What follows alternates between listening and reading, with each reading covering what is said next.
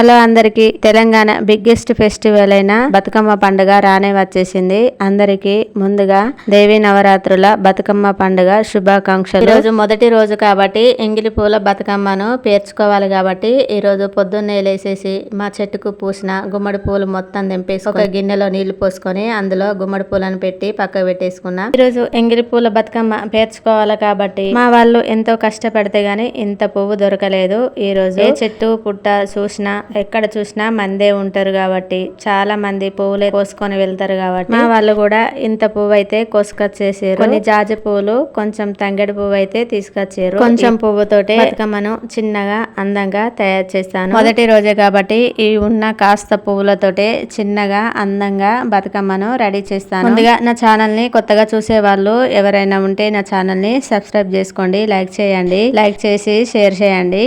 మొదటగా మనం ఏదన్నా కార్యం మొదలు పెట్టుకున్నప్పుడు ఫస్ట్ పసుపు కుంకుమ గంధం తోటే స్టార్ట్ చేసేసుకోవాలి. ఈరోజు బతుకమ్మ పేరుస్తున్నా కాబట్టి బతుకమ్మ పేర్చే ప్లేట్ ని ఫస్ట్ పసుపు కుంకుమ గంధం తోటి ఈ రకంగా అలంకరణ అయితే చేసేసుకున్నాను. తర్వాత ఈ ప్లేట్ రెండుగా గుమ్మడి ఆకులను వేసేసుకోవాలి.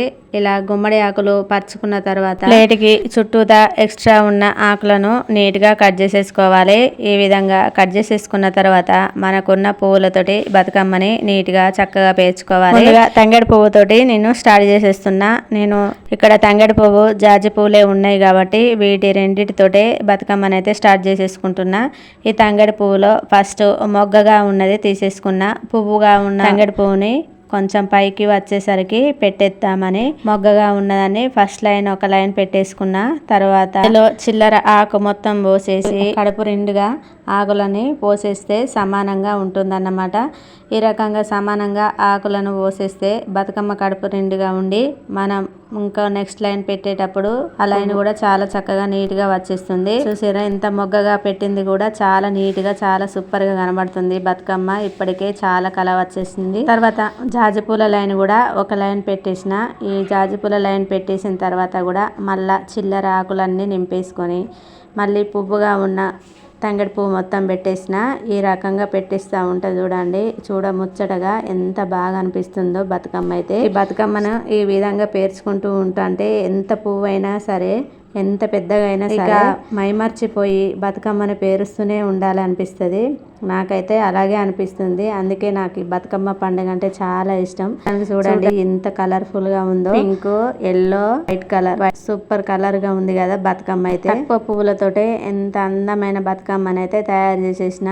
లాస్ట్ లో ఆకులన్నీ వేసేసుకొని బతుకమ్మ కడుపు రెండుగా నింపుకున్న తర్వాత గుమ్మడి పూలను కూడా పరుచుకున్నాను. ఈ విధంగా గుమ్మడి పూలు పరుచుకున్న తర్వాత గుమ్మడికాయతో ఉన్న కాయ గౌరమ్మని పెట్టుకున్నాను. ఈ విధంగా మనం బతుకమ్మను పేర్చుకుంటే చాలా ముచ్చటగా, చాలా ఆనందంగా, చాలా సంతోషంగా అనిపిస్తుంది. అంతేకాకుండా తెలంగాణలో పేరు పొందిన బిగ్గెస్ట్ ఫెస్టివల్ అయిన బతుకమ్మ పండుగని దేశ విదేశాల్లో కూడా ఈ బతుకమ్మ సోదరి మనులందరూ చాలా చక్కగా ఆనందంతో జరుపుకుంటున్నారు. పెద్ద బతుకమ్మ పేర్చుకోవడం అయితే కంప్లీట్ అయిపోయింది. కొంచెం పువ్వులతోటి కూడా ఇంత అందమైన బతుకమ్మనైతే తయారు చేసేసిన.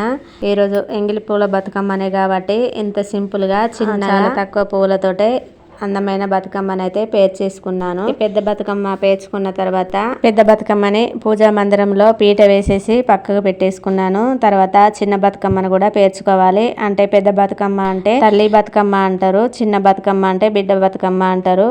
తల్లి బిడ్డ బతుకమ్మల్ని రెండింటిని పేర్చుకోవాలి. ఎప్పుడు పేర్చుకున్నా గానీ ఈ రకంగా చిన్న బతుకమ్మను కూడా పేర్చేసుకున్నాను. చూడ్డానికి ఈ రెండు బతుకమ్మలు చాలా సూపర్ గా, చాలా కలర్ఫుల్ గా ఉన్నాయి కదా. సాయంత్రం అయిన తర్వాత ఈ బతుకమ్మల్ని తీసుకెళ్లి రామరామ ఉయ్యాలో అంటూ పాట పాడుకుంటూ ఆడుకోవాలి. ఈ వీడియో నచ్చితే ఛానల్ ని సబ్స్క్రైబ్ చేసుకోండి, లైక్ చేయండి, షేర్ చేయండి. Thank you friends.